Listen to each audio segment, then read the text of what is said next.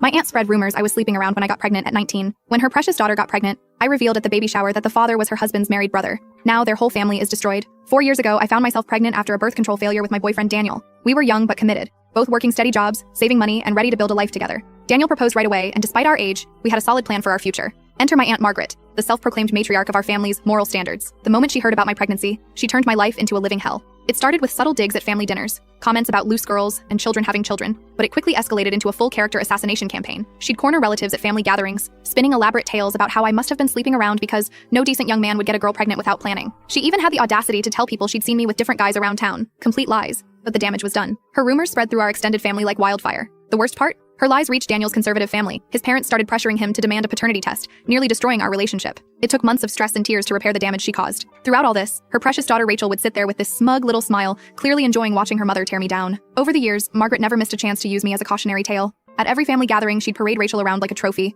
bragging about her perfect grades, her proper boyfriend from a good family, and how she was doing things the right way. Rachel ate it up, adding her own little jabs about how she'd never end up like some people. Fast forward to 2 months ago. Rachel announced she was pregnant, and Margaret went into full grandma mode. She immediately started planning the most extravagant baby shower our town had ever seen. The whole time, she kept making these pointed comments, comparing Rachel's blessed event to my youthful mistake. Then came the twist of fate I never expected. My friend Nina, who works at the country club where Margaret's family are members, sent me a photo that made my jaw drop. It showed Rachel in a very intimate embrace with Vincent, Margaret's brother-in-law. Yes, Rachel's married uncle. I sat on this information for days, watching Margaret and Rachel continue their holier-than-thou act. Rachel had told everyone her boyfriend was away for work, a convenient story no one questioned because, after all, she was the good one. Every time I saw Margaret at family functions, she'd make some snide comment about my past, completely oblivious to her daughter's secret. The baby shower was exactly as over-the-top as expected. 50 women from Margaret's social circle, all gathered in her pristine backyard, sipping champagne, except Rachel, of course, and celebrating this perfect pregnancy. Margaret was in her element, making her usual speech about how wonderful it was that Rachel had waited until she was ready and done things the right way. That's when I decided enough was enough. During the gift opening session, when Rachel was cooing over some overpriced baby outfit, I stood up.